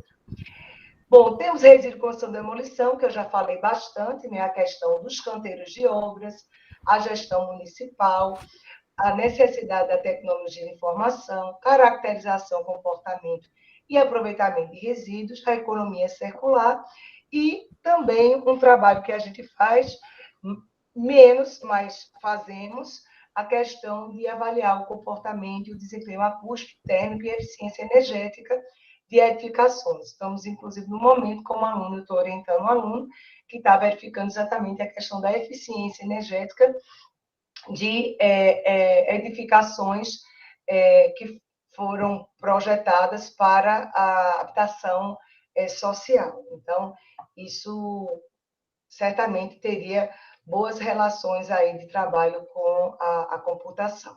Ele está trabalhando com modelagem.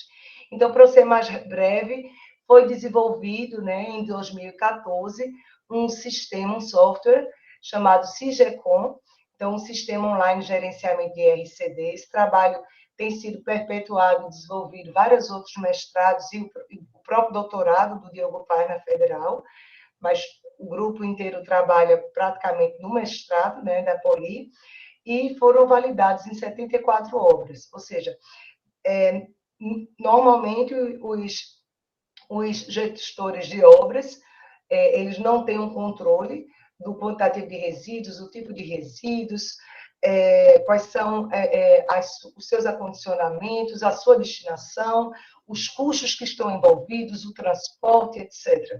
Então, através desse sistema online de gerenciamento, o gestor ele tem condições de avaliar toda a implantação, monitorar a implantação do sistema de gerenciamento de resíduos e poder exatamente atuar naqueles em que ele encontrar maior dificuldade e falhas. Então, ele vai poder avaliar todo o seu canteiro de obras em termos de gestão de resíduos. Tem também um outro trabalho muito interessante que foi desenvolvido por Lima em 2015, mas aí existem alguns desafios a serem buscados, né, juntamente à própria empresa de limpeza, a Enrub, no caso em Recife. Foi desenvolvido um software um aplicativo, né, para poder ser empregado na gestão de deposição clandestina de RCD. Um dos grandes problemas que estão relacionados à gestão municipal dos resíduos exatamente são as deposições clandestinas. Por quê? Porque elas estão associadas principalmente ao pequeno gerador, né? Aquelas construções, reformas, demolição informal. Então, eles são responsáveis pela maior quantidade de resíduos que estão aí espalhados. Então, a gente precisa de um apoio, inclusive da própria população, para denunciar, para apontar os locais de deposição clandestina. Então, esse software foi desenvolvido e foi feito, obviamente, casos pilotos. Esse aplicativo chama-se Cidade Limpa e ele vem justamente ser um instrumento de gestão municipal, mas precisa, obviamente, ser implementado juntamente ao Departamento de Limpeza Urbana de Recife e, a partir daí, a gente poder tentar estender essa ação para outros municípios. Então, isso vai ser importante, porque não só vai poder ajudar a identificar quais são os canteiros de obras que estão próximos a esses pontos clandestinos, mas também poder sinalizar que pontos de coleta, de entrega voluntária, de usinas de reciclagem, de área de transbordo e triagem, que o município precisa implementar para poder atender a esse descarte inadequado. E, obviamente, né, que tudo isso paralelo à educação ambiental. Estou acabando. Também temos aqui um trabalho muito interessante que começou e precisa ainda ser transformado num instrumento mais acessível às construtoras, que é justamente um app, um aplicativo para medição de vibrações decorrentes de atividades da construção, onde o enfoque foi a cravação de estacas. Então, nós temos aqui terrenos onde existem espessas camadas de argilas moles e que precisa, portanto, atravessar essas camadas, 20, 30 metros de argila mole e procurar um solo mais competente embaixo. Então, utiliza-se o quê? As estacas metálicas, as estacas moldadas em loco, as pré-moldadas. E quando elas têm um processo de cravação dinâmico, a vibração ela traz impactos, não só a questão dos ruídos, mas a questão também de que essas vibrações elas atingem os terrenos das edificações vizinhas. Isso gera, obviamente, preocupação para a vizinhança. Então, foi feito nesse trabalho mais recente, 2020, essa medição, identificando quais são as técnicas de fundação que são que causam mais vibrações no entorno, e que isso, obviamente, vai ser um instrumento importante para as construtoras. Sem levar também em consideração a técnica de estaca de compactação, para melhoramento de solo, que é utilizado bastante para melhorar as camadas mais superficiais, arenosas aqui, para viabilizar a fundação direta. Então, tem tudo a ver com a realidade das nossas fundações. Então, propostas de alguns novos projetos. Então, isso agora é a coisa mais nova. Os outros começaram e precisam que sejam aplicados. Desenvolvimento de sistema de alerta para situações de risco em encostas e áreas alagadas em períodos chuvosos. Então, é um sistema de comunicação entre a população da área de risco e defesa civil, para não acontecer da defesa civil só chegar depois de tudo que aconteceu e não ter mais como resolver e apresentar apenas medidas paliativas. Então, a gente precisa, já são anos e anos conhecendo essa realidade do Morro de Recife, então a gente precisa realmente de um mecanismo, de um instrumento que venha ajudar a salvar vidas, e o desenvolvimento aqui de jaleco com chip para o trabalhador da construção. Então, isso é um trabalho que também está associado ao grupo de segurança do trabalho, o pessoal lá do Bianca, Eliane Gorga e o professor Felipe, justamente para rastrear o percurso do trabalhador da construção do canteiro e o gestor poder exatamente identificar quais são as potenciais situações de risco que ele tem, com avisos e etc. Tá? Eu peço desculpas, eu agradeço a atenção. Qualquer dúvida que vocês tiverem, o meu e-mail está aqui. Gostaria que aí eu repasso para o nosso grupo, aquilo que eu puder atender eu respondo, ou para os meus colegas. E nós temos aqui um edital fresquinho da nossa seleção para o mestrado turma 2022. Então, foi lançado agora em 1º de setembro e vai, salvo engano, até 24 de setembro as inscrições. Então, se vocês tiverem interesse ou souberem de alguém, por favor, nos comuniquem, tá? E peçam para entrar em contato. Então, mais uma vez, eu agradeço e peço desculpa, eu me alonguei. Eu sou conhecida também, professor, por gostar de falar. Também, todo mundo. Muitíssimo obrigado, professora Estela, pela excelente apresentação. Tem alguém que queira fazer algum comentário? Eu fiquei, Estela, com uma dúvida. Esses sensores que vocês colocam lá para medir vibração, são desenvolvidos ou vocês os compram? Veja, esse foi um trabalho de Guzmão, mas eu sei que foi utilizado de alguma universidade em geofones. Tiveram geofones que foram empregados e também utilizou-se o próprio celular, utilizando o acelerômetro. Exatamente, o acelerômetro. Isso mesmo. Então, um dos desafios desse trabalho, exatamente, é de desenvolver algo que possa baratear para chegar às construtoras. Depois eu vou passar lá para Marcelo, eu acho que é a cara dele. Ótimo. Tá bom, Estela, muitíssimo obrigado. Geral, porque eu acho que tem muita coisa, professor. Com certeza. A gente poder trabalhar juntos. São com certeza 15 anos, né, nesses levantamentos de dados, e a gente precisa, a gente conhece muita a realidade, a problemática, e a gente precisa agora trazer, lançar a mão aos gestores públicos e privados exatamente as ferramentas para trazer soluções realmente práticas. Tá bom. Tá bom, muitíssimo obrigado, Estela. Professora Estela, né? Vamos continuar com o evento e eu vou me autoconvidar. Hoje eu vou falar 10 minutinhos, muito rápido, acerca de fotônica e do grupo de fotônica e eletromagnetismo aplicado aqui dentro do contexto da Escola Politécnica. Então, eu vou fazer aqui minha apresentação. Deixa eu ver aqui.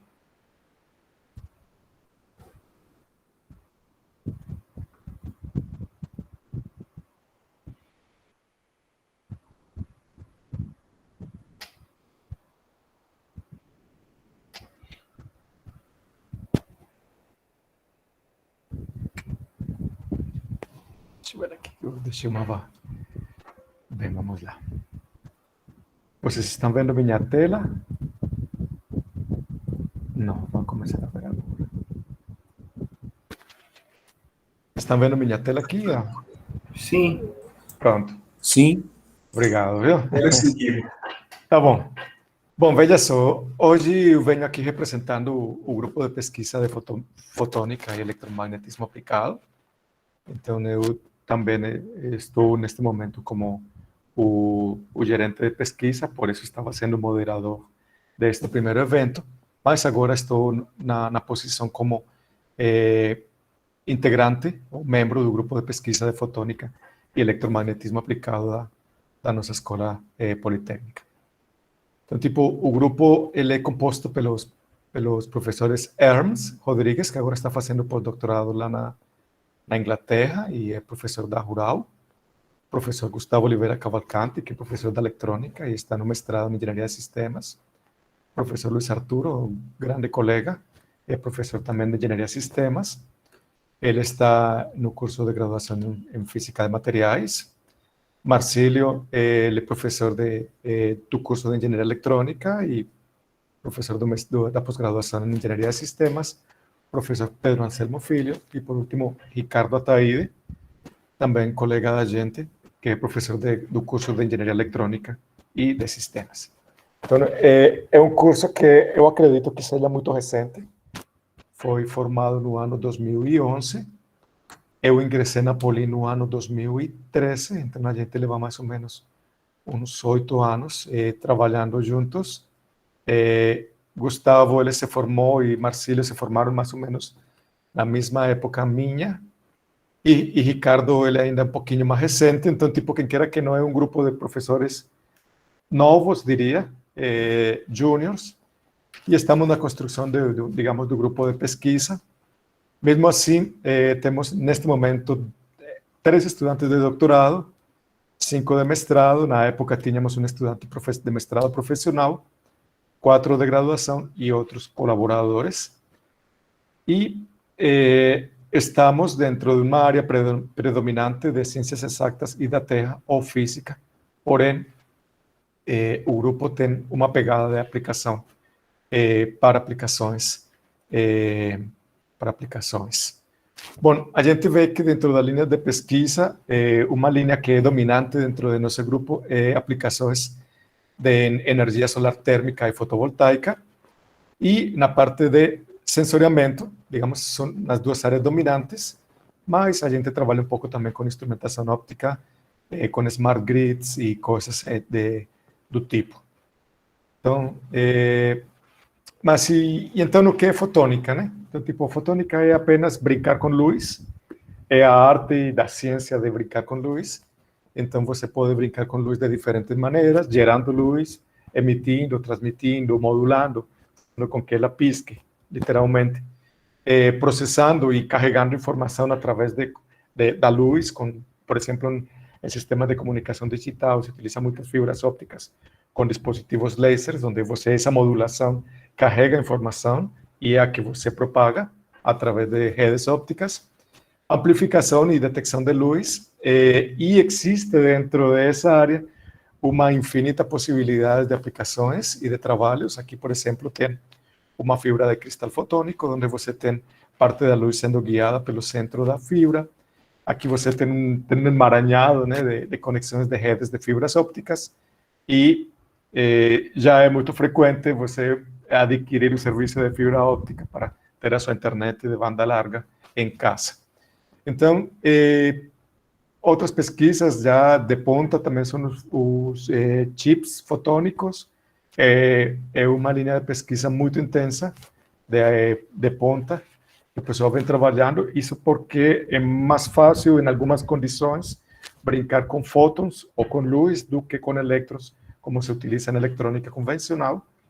E daí você pode explorar também outras possibilidades de utilizar lasers para caracterização de materiais, para identificação de processos dinâmicos dentro de materiais, de sistemas biológicos, enfim, diferentes possibilidades. Então, aqui eu peguei algumas definições da SPI, a Sociedade Fotônica, onde, por exemplo, você tem 3 grandes áreas dentro da fotônica: aplicação de lasers industriais, fontes de luz lasers. Você tem infinidade de possibilidades onde você pode utilizar lasers de alta potência para criar autoguiamento de onda, de luz, desculpa, ou explorar efeitos de ópticos não lineares. Existem infinidade de aplicações no mundo da nanoóptica e da microóptica, porém também você tem infinidade de aplicações no mundo macro, ou em tamanhos milimétricos, de centímetros e até de metros. Você pode utilizar luz para utilizar em sistemas de tomografia, normalmente técnicas como tomografia por coerência óptica. São técnicas similares ou análogas à ultrassonografia, porém, no lugar de utilizar ultrassom, se utiliza luz visível ou luz no infravermelho. E com luz você também pode explorar terapias fotônicas, terapias fotodinâmicas. Existem áreas de neurofotônica, neurosurgery, para fazer cirurgias com facial lasers, interação de óptica com tecidos, para iluminação de folhas, de células, para criar fotoablação, para, por exemplo, modificar a célula com luz. Tem espectroscopia biomédica, microscopia de imagens e, enfim, infinidade de aplicações nanobiofotônicas. E talvez uma das coisas que a gente meio que vem trabalhando um pouco mais é a parte de optoeletrônica, com materiais fotônicos e dispositivos, e dentro dela também existe uma infinidade de possibilidades. Mas posso dizer que a gente está trabalhando muito nessa parte de optoeletrônica de materiais e dispositivos e na parte de nanotecnologia em fotônica. Porém, existem outros tipos de aplicações também, como displays, holografia, comunicação óptica. Tem um grupo dentro da Poli, que também trabalha com uma parte mais de optimização de redes ópticas, não no contexto de óptica aplicada, mas no contexto de optimização de redes. Depois, eles seguramente vão ser convidados para participar do evento. Bom, então, eu gosto, ou eu poderia classificar, que a optoeletrônica está bem no meio de esta interação entre fotônica e eletrônica, e a gente tenta juntar as duas possibilidades visando aplicações. Então, nós, no grupo, estamos trabalhando com células orgânicas. O Arturo, especialmente, vem trabalhando com esse tipo de células orgânicas. O pessoal vem utilizando lasers para telecomunicações. Eu trabalho muito com guiamento de luz e com fibras ópticas. E você pode ter outras aplicações, como lasers em azul. A luz das próprias sinais de trânsito também envolve uma optoeletrônica, que é muito importante. E, por exemplo, fotodiodos também são muito importantes nas aplicações, digamos, no nosso dia a dia. Bom, o nosso laboratório, ele está lá no Instituto de Inovação Tecnológica. É um laboratório de mais ou menos uns 80 metros quadrados. A gente está dentro deste prédio, que é o Instituto de Inovação Tecnológica, mais ou menos aqui nesta sala, é esta sala que a gente está vendo. E temos 4 bancadas, na realidade 5, onde cada bancada tem um tipo de dinâmica temporal, é como se o tempo se acontecesse em faixas de tempo diferentes. Aqui, nesta bancada, a gente trabalha com lasers e óptica em femtosegundos, e isso é 10 por 10 a menos 15 segundos. Nesta outra bancada aqui, que está neste ponto, trabalhamos com feixes na faixa dos nanosegundos, isso é 10 a menos 9 segundos.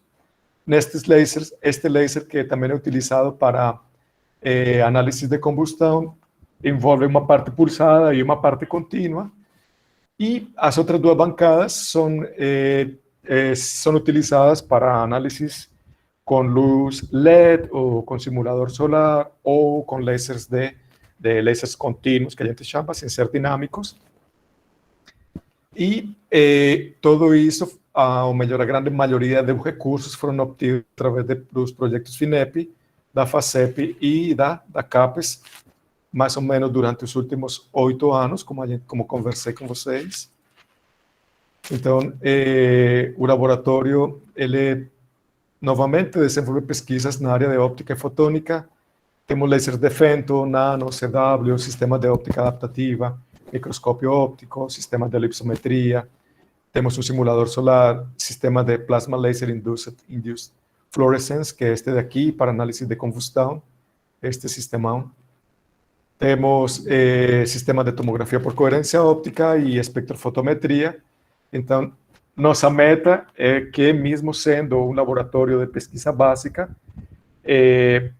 ele precise, ou melhor, ele atenda às necessidades da indústria do Estado. Então, tipo, é um grande desafio, porque talvez seja um dos laboratórios onde se faz mais ciência básica, mas o nosso desafio a ser parte do Instituto é que temos que atender necessidades do mercado, necessidades do Estado.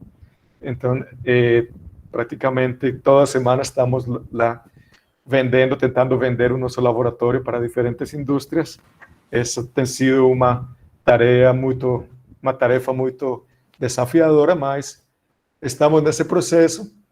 A ideia é que a gente possa fazer caracterização de células solares, trabalhos com óptica visual, aplicações em biotecnologia, análise de superfície, análise de combustão. Uma das coisas que a gente vem trabalhando, tentando vender muito, é a parte de inspeção visual. Esta aqui é uma foto lá dos meninos, em algum evento da SPI, no Recife Chapter, lá no laboratório, com estudantes da Poli e estudantes da Federal. É claro, é um TBT antes do isolamento social, por isso que você não vê fotos utilizando máscara e ninguém está respeitando o isolamento social. Mas, aos poucos, estamos retornando ao laboratório. Na nossa realidade local, o laboratório vem tentando explorar o que tem de mais intenso, que é o sol no nosso estado. O nosso estado de Pernambuco está localizado numa área que é chamada do Polígono das Secas, que é nesta área que tem uma das precipitações mal distribuídas, com falta de escassez de água, e ao mesmo tempo é uma área que tem uma irradiação solar de watt-hora por metro quadrado, que chega perto de 1.250, muito alta comparado com os desertos que tem nos diferentes lugares do mundo. Então, você vê que é uma região que pode explorar a energia solar de uma maneira eficiente e, ao mesmo tempo, é uma área que tem um desafio, como, por exemplo, a falta de água potável para ser utilizada. Então, tipo, temos um desafio que é tentar explorar técnicas ópticas e fotônicas para melhorar os potenciais energéticos, especialmente solares, na medida em que isso é uma ferramenta social com um vector de desenvolvimento sustentável. Então, tipo, um dos focos que a gente está tentando ter dentro do laboratório é em aplicações solares. Outra realidade local é os polos automotivos, os polos de confecções, os polos industriais que requerem inspeção visual. Então, nos últimos projetos que a gente tem submetido e trabalhado com as empresas, a gente tem juntado o que tem de melhor em computação com a parte de visão computacional, com ferramentas de aprendizagem de máquina, de deep learning, com a parte óptica e o que a gente conhece de hardware para tentar vender produtos customizados para as indústrias, para que elas possam fazer inspeção visual customizada de acordo com as necessidades que eles têm na sua linha de produção ou na sua linha de manufatura. Isso é uma coisa que a gente vem trabalhando fortemente durante o último ano. Mesmo assim, a gente já conseguiu trabalhar em alguns projetos de pesquisa e desenvolvimento. Junto com a Vale, eu estou coordenando este projeto de secagem de minérios utilizando energia solar concentrada, e isso com uma startup que é a iSmart Tecnologia. Também faço parte deste projeto de P&D, junto com Luiz Arturo, na plataforma solar de Petrolina, desenvolvimento de pesquisa e inovação em tecnologias avançadas, na implementação dessa usina fotovoltaica.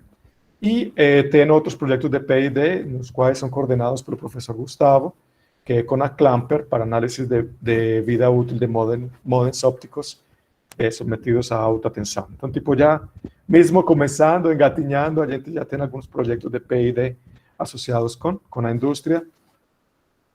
Dentro dos últimos anos, a gente tem conseguido alguns recursos que são importantes dizer, com a FINEP, de R$1.450.000, na época que isso em dólar valia muita coisa.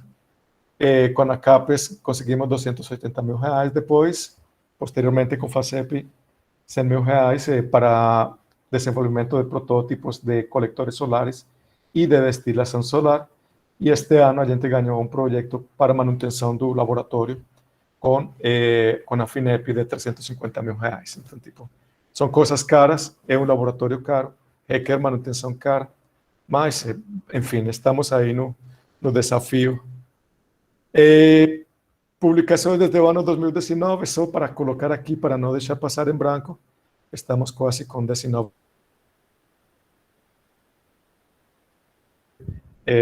Luiz Arturo, Hermes e eu, a maioria deles aplicados a células solares orgânicas, a coletores solares térmicos, a aplicações de sensoriamento óptico, utilizando, por exemplo, aqui neste de Gustavo, utilizando tecnologia de Surface Plasmon Resonance, de ressonância de plasma por superfície.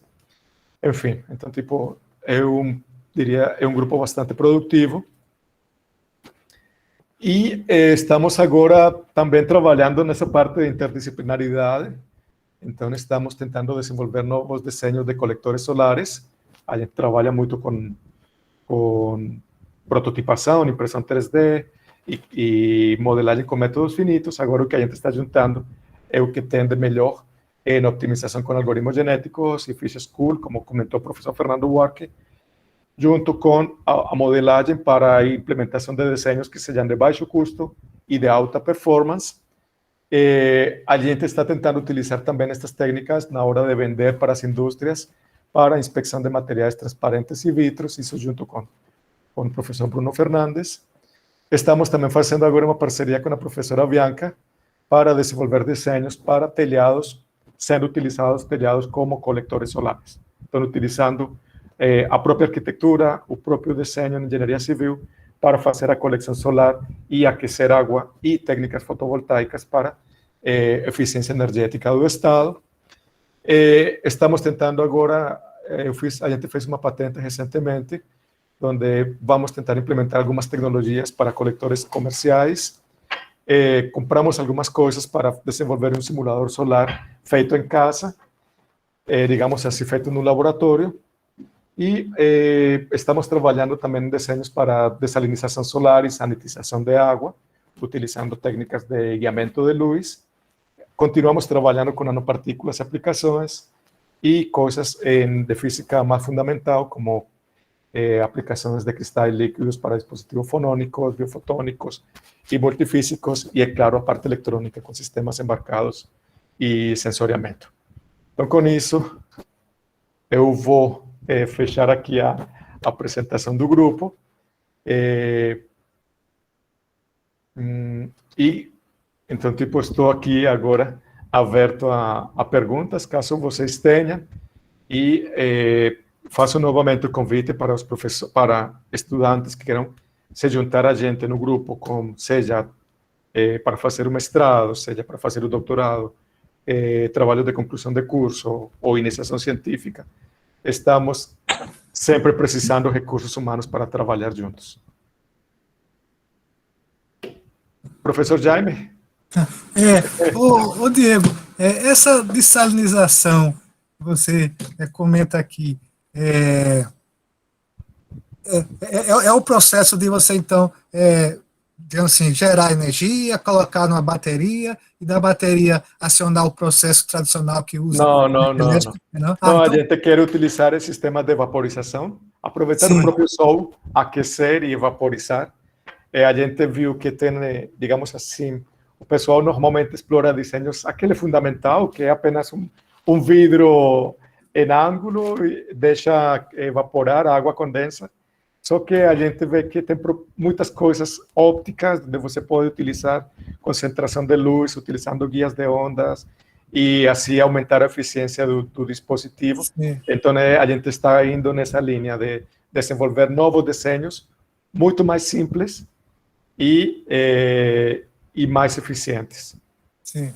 Estamos indo nessa linha de trabalho. Ótimo. Agora. Eu vejo que tem tudo a ver lá com o pessoal de civil, a parte de água e sustentabilidade. Sim. Então, tipo, é uma coisa que seguramente eu gostaria muito que desse match. A gente está trabalhando com Bianca também na parte de utilizar telhas, desenvolver telhas, e a gente está indo bastante bem. Está começando, mas está indo bastante bem. Acredito que vai dar uma coisa bem interessante lá com a parte de aquecimento solar. Uma das áreas que a gente vê que tem muito impacto e que se requer muito é como é que eu integro todas essas tecnologias fotovoltaicas para construções civis. Normalmente é um painel preto que o desenho é muito estranho, que não está integrado dentro de uma construção, que arquitetonicamente ele é destoante com a arquitetura, e a gente vê que tem muitas possibilidades de fazer essa, digamos, essa construções civis inteligentes e que estejam integradas à parte de eficiência energética dentro da parte de construção. Então, aí vejo que tem muita coisa que pode acontecer. Ok. Alguém mais? Pronto, então agora eu vou pular para a minha situação minha posição de monitor da nossa palestra ou do nosso evento. Eu queria muito agradecer a participação de todo mundo. Estávamos com quase 70 para 80 participantes, o que é um número bastante expressivo para a nossa comunidade. Então, eu gostaria muito de agradecer a todos pela participação. Eu, junto com Marcos, vamos fazer a gravação, mas já está gravado. Vamos compartilhar a gravação e vamos colocar lá no canal da pesquisa, lá no YouTube. E eu faço o link e mando pelo e-mail de Recursos Humanos também, para que possamos divulgar da maneira mais ampla dentro da comunidade da Escola Politécnica. Então, novamente, em nome da coordenação de pós-graduação e coordenação sectorial de pós-graduação e pesquisa, gostaria muito de agradecer a todos pela participação. Daqui a 15 dias teremos outro evento com outras integrantes de grupos de pesquisa e divulgaremos antecipadamente para que todos estejamos cientes da próxima palestra. Então, com isso finalizamos. Muitíssimo obrigado a todos novamente e a gente se vê. Ok, tá. Tchau, tchau. Obrigada, Diego. Obrigada a Tchau, todos. tchau. Até mais.